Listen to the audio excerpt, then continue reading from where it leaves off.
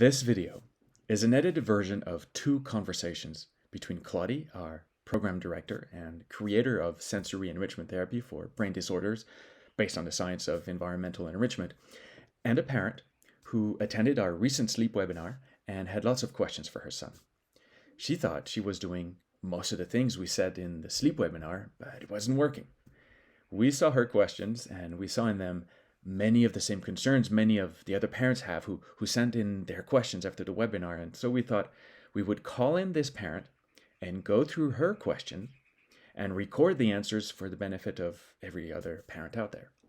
But then something really cool happened with her son and his sleep. Keep watching. He goes to sleep really well, so getting into sleep isn't a problem. We have the same routine throughout from, I'd say, around 4 or 5 o'clock once we've had tea. He likes Curious George, so then we put Curious George film on. He'll have his last read of his books, his little mad hour of running around, bouncing about, burn off a bit of energy. And then he has just some nice music. We'll get on the couch, get his soft blanket that he likes, his comforts. We'll have a cuddle. Then when he's in bed, he lasts, I'd say, about 40 minutes. And within that, between 40 minutes and an hour, a definite he's roaming around the bed. He'll sit up and throw himself about. He tries getting under his pillows rather than lying on, or he'll try and get all the way under his cover. He'll wiggles himself down. But then if I'm not there, he tends to wake up more. If I'm lying next to him, he just tries to get under me.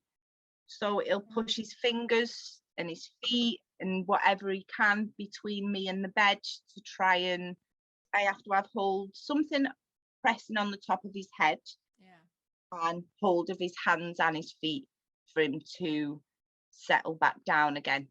No, it's the same again all night. I'd say I get about 40 minutes to an hour, and then it's the same again. If I'm right there, and obviously if I'm not downstairs and I'm right next to him once he starts disturbing, it tends to be easier to keep him asleep. So maybe 20 minutes, half an hour. But if I'm not there, and he senses that I'm not there, then it can, and he gets to the point where he can get under the covers and he can start wiggling round, and that's when he gets excited and he wakes up then. And it can be, some nights it can be hours before he'll settle down and go back to sleep. And he will not let me turn around either. If I try to turn me back on him, he pinches me and shakes and isn't very happy at all. So not only do I get no sleep, I have to stay lying the same way all night as well.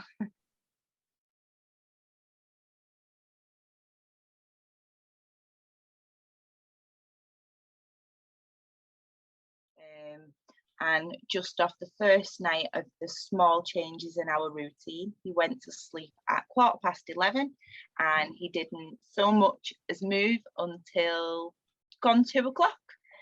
So wow, hours of nice peaceful sleeping and not a few minutes. So just off them small things, there was massive difference just off the first night. And the past couple of nights,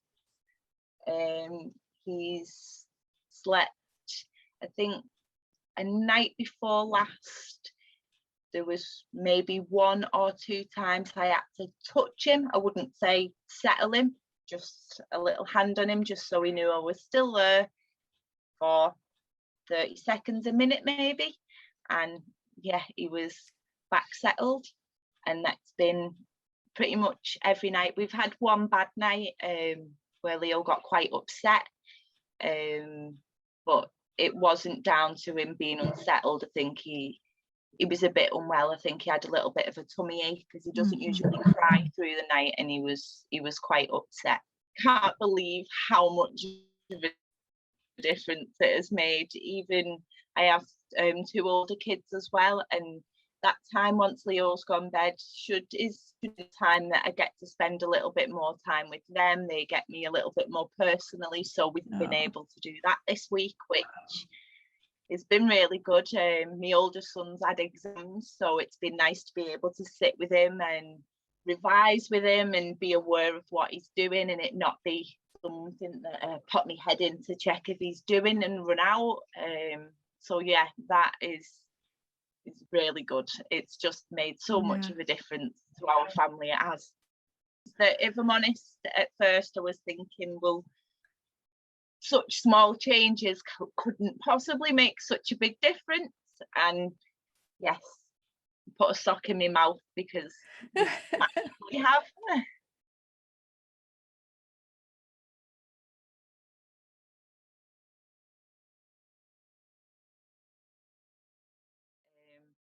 He was, if we sung, for example, head, shoulders, knees and toes, there was a couple of actions if we waited long enough, that if he was in the right mood, he'd put his hands to his head for head, or put his hands to his toes.